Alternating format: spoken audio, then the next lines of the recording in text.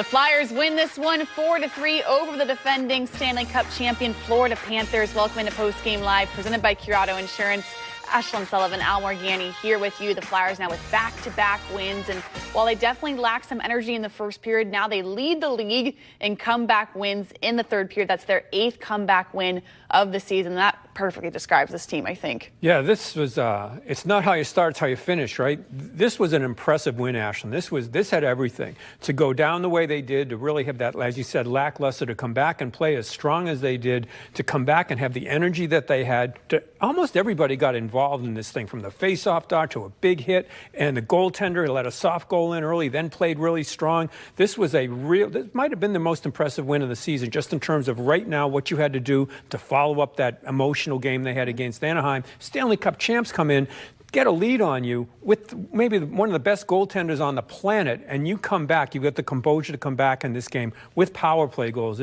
Boy, there's a lot to like in this game. There really is, especially how this game started. I mean, it looked at the start of the second period it's what you feared was going to happen, is that the lackluster effort, and it just didn't feel like it was there. Then to turn it around mid-game, I thought was very impressive. And Noah Cates at this point with the game winner here, we talk about a hot streak the past couple of weeks. It's at the point now where you think this is more than a hot streak. No, it does look like more than that, like it's the real deal type of thing. You come burst out of the zone like this, as it looks like he's trying to tap it over the brink, but then controls it, and then I just didn't know he had magic mittens like that. Boy, he comes in here and watch him control this right with the glove right there. Put it down. That's a pretty good player named Barklug that's coming over against him here, and he beats him right there to the goal line, and then to finish like that, backhand forehand, to come in and beat the goaltender that with a shot like that from in close.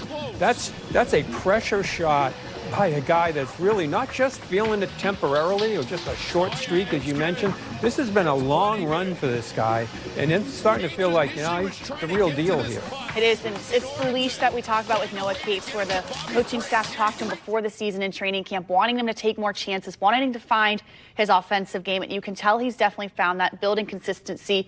And even talking to the players like Garnet Hathaway, who's been here a while, or who's been in the NHL for a while, they see it. They've always seen his game, having this chance offensively. It was just all about him finding it. Yeah, and take advantage of the opportunities that you get. Playing center to come in, you want more responsibility. They want you to in that face-off dot. You're up against top players, and you're doing it at crucial times. So it hit every box here in terms of what he's done as a player in just this season, last season, and this game in particular. This was a real character builder for me. It really was, and that leads us to our PA Lottery winning moment of the game. Sam Ersson starting a little rocky in this game, letting in some goals, but to be able to come up strong like this in the third period when it mattered most is so impressive, Al. Again, with goaltenders, it's when you make those saves, and as you mentioned, it was a terrible goal early in the game, but look at this, 1, 2, 3, 4 times, throws the stick on the last one to a shot outside of the net, but those are in close against a team that really knows how to finish, the Florida team right there in the blue paint area, to come in and just battle. And this is after coming off of that groin injury, to come in and just absolutely win those tough battles in front of the net. Yes, and so impressive for Sam Ersson. You mentioned that groin injury. He talked to us about trusting his body, trusting his abilities.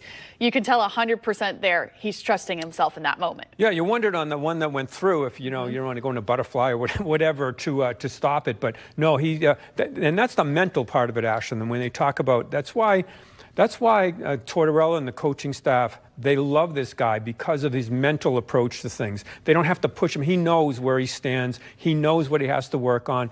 And he's not afraid of the pressure. He wants it. He wants to be in that moment. And this was one of those moments late in this game. Yes, very impressive stuff there from Sam Ersson, and impressive stuff, the game winner from Noah Cates, who is standing by with JJ and Boosh now. Thank you very much, Ashlyn. You're looking at Noah Cates, one of many stars in this one for the Flyers as they come from behind to beat the defending Cup champs. Noah, first off, let's talk about the game-winning goal. What's going through your head there? You got a play through center ice with a lot of things happening. Take us through it. Yeah, I mean, they kind of had a little rush there, so just trying to get back defensively, and kind of a little break came, and puck squirted free, and had a ton of speed, so I just wanted to be on the far side. Were you ever thinking about the pass there, or was it taking to the net the whole way? in the neutral zone I was, and then I think Bobby lost a little bit of speed, and he kind of picked that guy to give me some room. So great job by him to stay on sides, and just kind of worked out, I guess. Oh, it was a beautiful finish, that is for sure. Just want to ask you about what was said in the locker room after the first 20, because the Panthers get off to a quick start, but you guys look like a much different team at the start of the second. What was the message?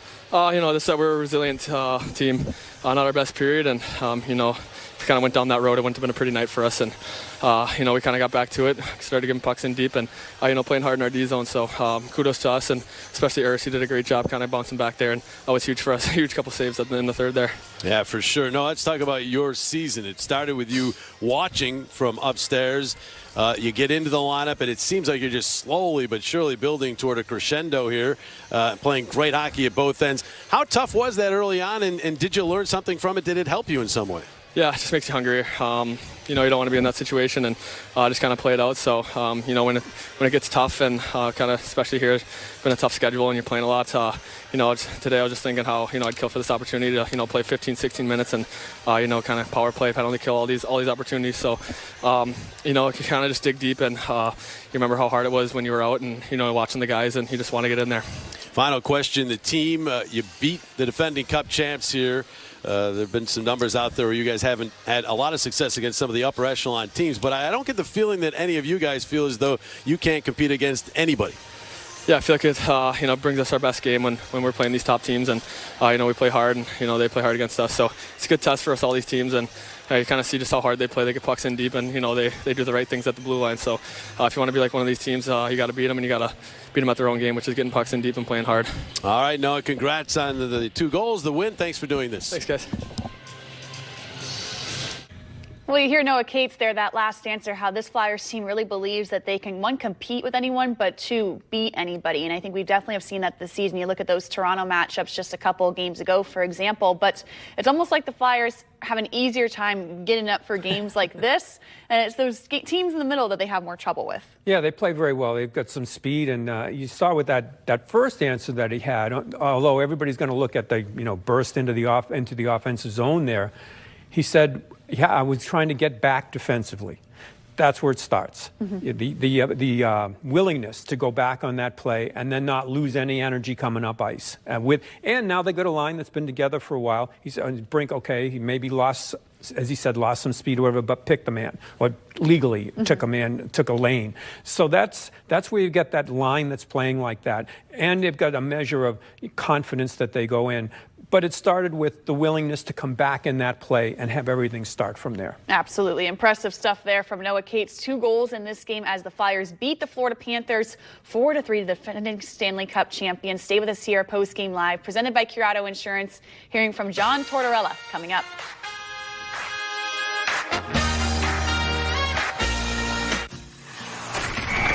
Flyers Postgame Live is presented by Pure Auto Insurance. See how much you can save at Pure.com.